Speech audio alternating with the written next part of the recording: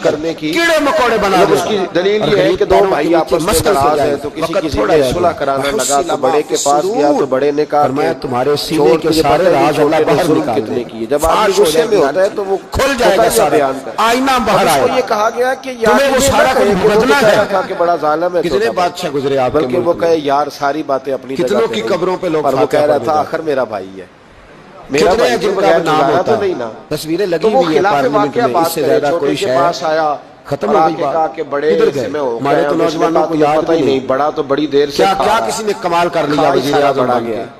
تب یہ کیا بات اس نے چھوٹے کر کو دیا؟ آ کر ختم ہو بتانے گئی کی بات۔ ضرورت ہے خدا را تو ایسی جو بات آپ کا ہیں کہ آپ بظاہر وہی خلاف بیان واقعہ ہو دھوکہ لیکن نہ لوگوں دیں، کو جوڑ دیں، ورنہ یہ رات جب کھلے جوڑنے گا کے رسول لیے پاک خلاف واقعہ بات کرنے کی علیہ السلام کی اب لوگ حدیث پڑھی توڑنے کے انفرادی لیے میں نے خلاف حجر میں واقعہ لکھی، بات میں تو اس حدیث چاہیے کو تھا پڑھ کے کہ میں نے جوڑتے کتاب بند کہتے کر تیرا دی، میں نے بھائی کہا ہے اللہ میں ہمیں تو معاف بات کرے۔ نہیں کرنا چاہتا پر ہے نبی پاک پورا علیہ ظالم۔ السلام نے فرمایا جس کو امین کیا بنایا کرے گیا اور بھائی، اس نے تیرا خیانت بھائی کی، ہے اب رشتے بدلتے وہ نہیں کسی تو میں جگہ نے کا کہا بھی جناب امین نے تھا، بڑا اچھا کردار ادا کیا ہے، وہ آگے ممبر یہ رسول سمجھ کا آپ امین کیا تھا، کہنا جو چاہ رہے ڈاکٹر کی ہیں تو کرسی لوگ کا، توڑنے کے لیے کردار ادا وہ کرتے کسی ہیں، سکول ایک کے تو ادارے یہاں کا اجازت امین دی، تھا یا حکومت دوسرا میں کسی میرے عہدے نبی پہ جسے کریم امین بنایا گیا، صلی اللہ علیہ توجہ ہے وسلم میری نے بات فرمایا پر، جنگ کے موقع پر جسے امین اگر بنایا گیا تمہیں اس نے خلاف خیانت واقعہ کی، بات کرنی پڑے اس نے جس تو اس کی چیز کی تمہیں خیانت کی جنگی ہوگی وہ حکمت چیز عملی کے قیامت کے لیے دن اس کی اجازت ہے۔ گردن کے تیسرا ساتھ لٹکی فرمایا ہوئی کہ ہوگی، اپنی بیوی کو مطمئن کرنے گردن کے کے لیے ساتھ۔ محبوب فرمانے لگے ایک شخص اگر آئے گا کسی شخص کو اس کی خلاف گردن پر واقعہ اونٹ بات بیٹھا کرنی ہوگا، پڑے تو اس کی اسے کس بات کی اجازت ہے؟ اور حدیث کے لفظ یہ ہیں، حضور فرماتے ہیں مجھ سے فریاد چلے کرے گا، مسکرائے نا کہ یا رسول اللہ ویسے ہی میری بتا مدد کرے، دیں تو میں اسے تو وہ کہوں گا ذرا میں نے تجھے سنجیدہ اس سمجھایا مسئلے نہیں تھا، اس میں ہنسنے کی کیا ضرورت اب تیرے بارے میں ہے؟ اللہ یہ کوئی فیصلہ ہنسنے کرے والی گا۔ بات تھوڑی ہے، پھر ایک اور اس شخص میں آئے آپ گا کہ ایسے اس ہی کی بتا گردن دیں کے ساتھ اس نے چونکہ لیکن گھوڑے بیوی سے چرائے خلاف تھے واقعہ تو اس کی بات گردن کریں، کے آپ ساتھ کبھی اس گھوڑے کو لٹکے منانے ہوئے کے ہوں لیے کوئی ایسی گھوڑے